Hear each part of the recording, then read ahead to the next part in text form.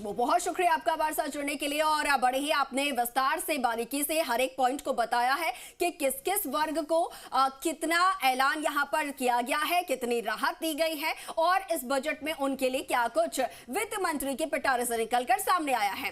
तो सबसे ज्यादा फोकस यहां पर जो है वो रहा है हमारे किसानों पर, इंफ्रास्ट्रक्चर पर और युवाओं के लिए, खासतौर पर स्टूडेंट्स के लिए जो है इतने 10 सालों की बात की जाए तो 390 के करीब यहां पर विश्वविद्यालय बने हैं, आईआईटीज बने हैं, आईटीआईज बने हैं। ऐसे में हायर स्टडीज के लिए जो हमारे स्टूडेंट्स हैं वो और ज्यादा हायर स्टडीज प्राप्त करेंगे और ऐसे में उन्हें नौकरी मिलने में भी मदद मिल पाएगी। इसके अलावा महिलाओं पर देखिए फोकस ज्यादा रहा है, चाहे बात हो प्रधानमंत्री आवास योजना की, चाहे लखपति दीदी योजना की बात की जाए। देखिए आपको बता दें, लखपति दीदी योजना में 2 करोड़ रुपए का 2 करोड़ जो है यहां पर लक्ष्य रखा गया था। उसमें से 1 करोड़ महिलाएं लखपति बन चुकी हैं, लखपति दीदी बन चुकी हैं और इसी को देखते हुए आपको बता दें कि 3 करोड़ इस लक्ष्य को अब बढ़ा दिया गया है, यानी कि 1 करोड़ और बढ़ाया गया है। तो ऐसे में अब लखपति दीदी जो योजना है उसके तहत 3 करोड़ महिलाएं लाभान्वित होंगी।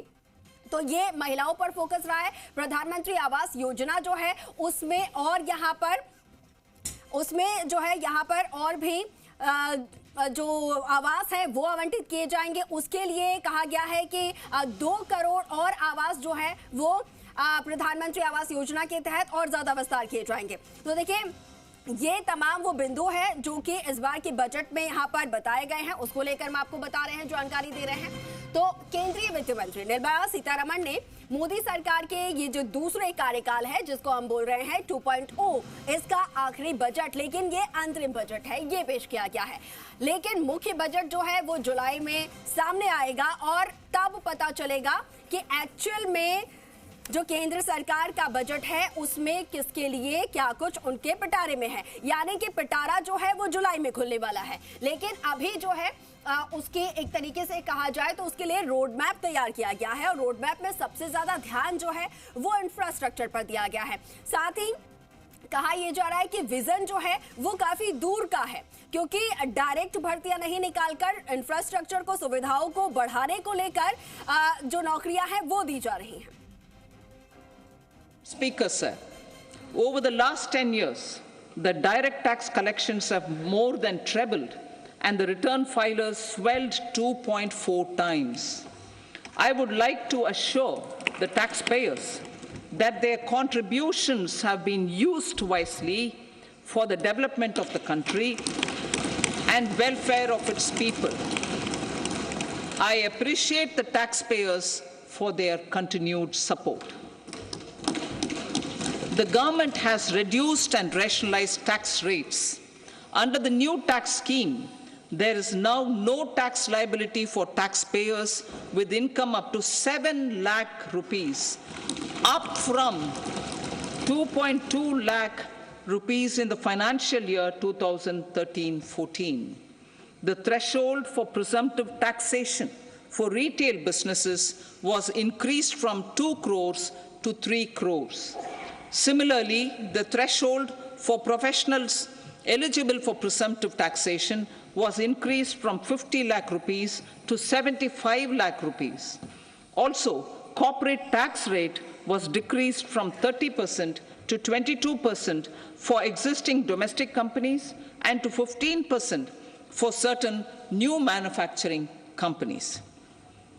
Honorable Speaker, sir, in the last 5 years, our focus has been to improve taxpayer services.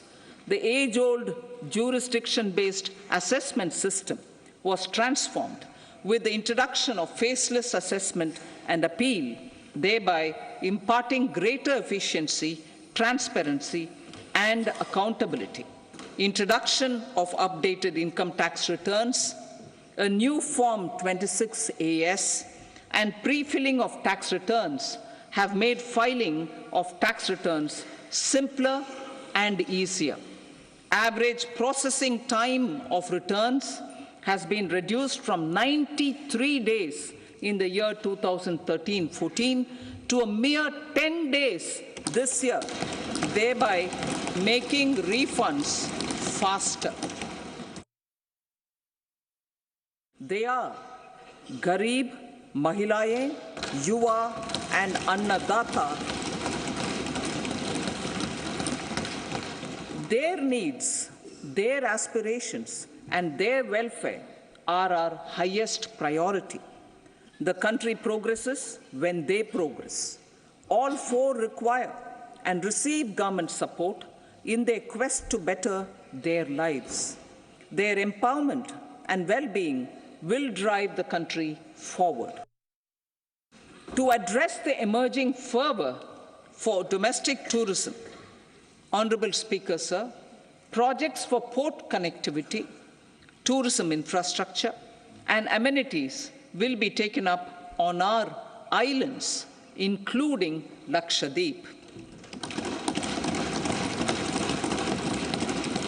This will help in generating employment also.